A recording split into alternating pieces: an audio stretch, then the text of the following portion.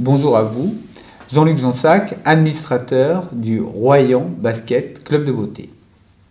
Marvin Edom, je suis directeur sportif au sein du RBCB et j'ai obtenu un BPGEPS en 2012, sport collectif mention basketball, et un DEGEPS en juin 2018, mention développement de territoire et réseau. Axel Bernard, responsable de l'école de basket du RBCB et en formation BPGEPS, activité physique pour tous et animation sociale. Ilyes Misodi, je suis en service civique au sein du club. Ma principale mission étant le civisme, je gère toutes les incivilités. Nous sommes là aujourd'hui pour vous présenter notre structure et notre projet. Donc, nous sommes partis d'une structure initiale, le Royan Basket Club, pour devenir aujourd'hui le Royan Basket Club de Beauté. Nous avons fait une fusion avec un club voisin qui était en difficulté dans sa structuration et dans le maintien, on va dire, de sa logistique, pour agrandir notre propre structure existante depuis maintenant plus de 20 ans. Nous sommes donc un club de sport, mais un club de sport qui s'est ouvert à d'autres missions. Dans un premier temps, nous allons vous présenter notre cadre sportif, quelles sont nos équipes, comment nous sommes structurés, et nous vous exposerons ensuite ce qui nous a amené à mener une réflexion interne plus élargie, avec une ouverture sur l'extérieur et sur l'autre volet que peut développer une association sportive. Je vais donc demander à mes deux collaborateurs, Marvin et Axel, de vous présenter notre structure sur le versant sportif. Donc je prends le relais, je vais commencer par les seniors pour redescendre et pour comme ça laisser la main à Axel sur l'école de basket qui est en gérance. Donc par rapport aux équipes, nous on a 14 équipes au sein du club. Sur les équipes jeunes, nous avons 3 équipes en région. Donc les U13 filles, donc des benjamines, les U15 filles et donc des minimes filles et des U17 qui sont des cadets. Voilà, donc sur les équipes, nous avons 9 équipes dans ce cursus-là entre U13 et senior pour atteindre au niveau senior le niveau pré-national chez les garçons et premier niveau départemental, donc la pré-région, chez les filles. On compte à peu près 205 licenciés au sein du club, entre administrateurs et joueurs, joueuses. Pour l'école de basket, je vais laisser Axel prendre le relais. Donc pour l'école de basket, elle comporte 5 équipes, les âges vont de 5 à 11 ans. L'objectif de l'école de basket est donc la formation de jeunes basketteurs, avec pour petite prime des sélections de temps en temps en sélection Charente-Maritime. Voilà, c'est l'objectif premier de l'école de basket, la formation des jeunes. Donc, vous l'avez vu, notre structure, sur son volet sportif, a 2 missions essentielles qui vont se situer au niveau de l'éducation, de la découverte du sport, notamment sur les plus petits par rapport à l'école, et la compétition, un volet compétitif qui est attendu. Le sport, c'est aussi la compétition. La compétition, c'est aussi une école en soi, quand elle est menée dans le respect, d'où l'importance aussi de développer en parallèle ce civisme qui aujourd'hui est parfois manquant dans les structures, et nous sommes aidés par l'intervention d'Ilyes au quotidien dans la gestion de ces incivilités. Cette dynamique de sport et d'éducation nous a amenés, au sein de nos conseils d'administration, à élargir notre réflexion de base. C'est-à-dire que club de sport, oui, mais club de la vie aussi. Et nous avons voulu nous ouvrir sur l'extérieur. L'ouverture sur l'extérieur, elle pouvait se faire de plein de façons différentes. Et nous avons voulu nous innover, être peut-être atypique dans notre démarche, mais on a recherché la difficulté. C'est-à-dire qu'on a ciblé une population qu'on côtoie, mais qu'on ne côtoie pas forcément bien, du moins dans sa perception.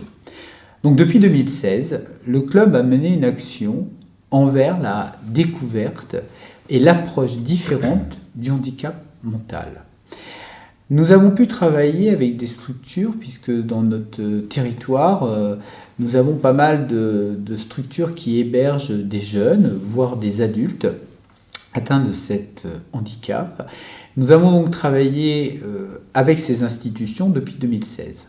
Un premier dossier que la Caisse d'épargne Aquitaine Poitou-Charentes nous a aidé à développer en 2016, a permis cette approche, a permis d'intégrer cette population au sein de notre structure, avec une découverte sur site, c'est-à-dire que nous avons mené plusieurs actions de découverte.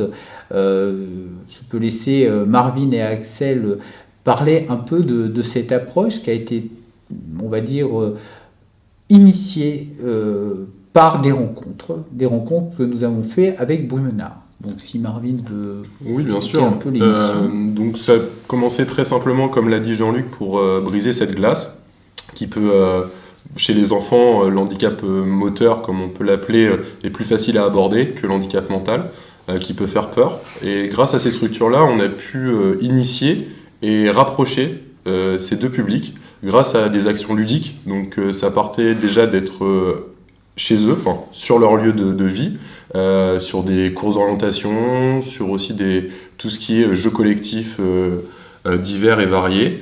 Et ensuite aussi une intégration au sein du club pendant les stages, des vacances scolaires qui sont organisées depuis maintenant 5 ans et qui permettent la découverte d'autres activités, mais aussi justement, comme l'a dit Jean-Luc, c'est une école de la vie, donc sur des facteurs sociaux qui sont très importants comme la tolérance et l'intégration. Donc voilà. Axel aussi va pouvoir parler de son volet, parce que grâce à cette démarche qu'on effectue depuis 3 ans et qui est une réelle réussite, on s'est ouvert aussi sur une autre population. Je vais te laisser parler, Axel, là-dessus. Là, déjà, juste simplement revenir sur, sur le public handicapé, c'est pas forcément quelque chose qui est facile à intégrer, surtout pour des jeunes enfants, voire pré-ados. L'objectif aussi pour nous sur ce volet-là, c'est l'animation sociale. Et l'animation sociale se fait avec comme outil l'activité physique. L'activité physique nous permet dans ce cas-là, donc là pour nous le basket, nous permet de mettre en relation ces différents publics et qui rentrent dans des échanges, dans de la compréhension et de l'acceptation. Ensuite, pour développer sur les différents publics, on a pu ouvrir aussi le volet animation sociale et animation physique avec différents publics, donc le public âgé au sein d'EHPAD, dans lequel j'interviens pour faire des actions de jeu de balle et renforcement musculaire. Là aussi, donc on a les doubles volets, on utilise encore une fois l'activité physique comme outil pour faire de l'animation sociale. Même chose on travaille également avec le public carcéral à la maison d'arrêt de Saintes, où on travaille beaucoup sur la valorisation de l'estime de soi. Donc c'est pour entrer dans un programme de réinsertion dans la vie sociale et collective.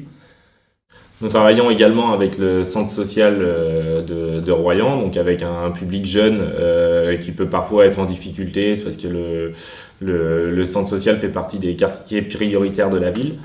Donc là aussi c'est pareil, on est toujours dans l'animation, activité physique et animation sociale.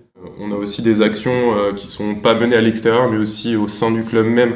Par exemple, comme Octobre Rose, sur le dépistage du cancer féminin. Enfin, c'est plus sur de la prévention, mais sur le cancer féminin.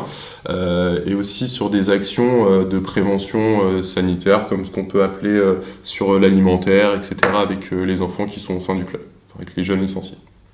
Donc vous l'avez compris, par rapport à tout cet exposé, notre démarche initiale d'ouverture, elle s'est vraiment concrétisée. C'est-à-dire qu'on est parti sur un concept pour arriver sur des actions. C'est le but même d'un projet. Donc notre projet aujourd'hui, il a une seconde phase. On va dire il prend un deuxième souffle qui est beaucoup plus structuré, formalisé et qui va aboutir à la mise en place d'un atelier de sport adapté.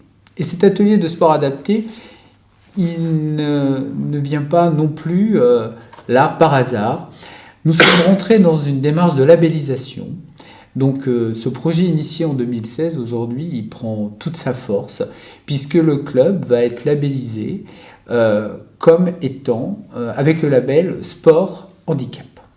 Donc c'est vraiment avec cette force, cette conviction qu'on avait d'ouverture. On a parlé de briser la glace, et bien aujourd'hui on a réussi à avoir un miroir où chacun peut se regarder et qu'on se voit différent mais qu'on arrive à s'accepter. Et ça pour nous c'est vraiment une très très grande réussite. Donc cet atelier de sport adapté va prendre vie sur l'année 2019, l'année civile.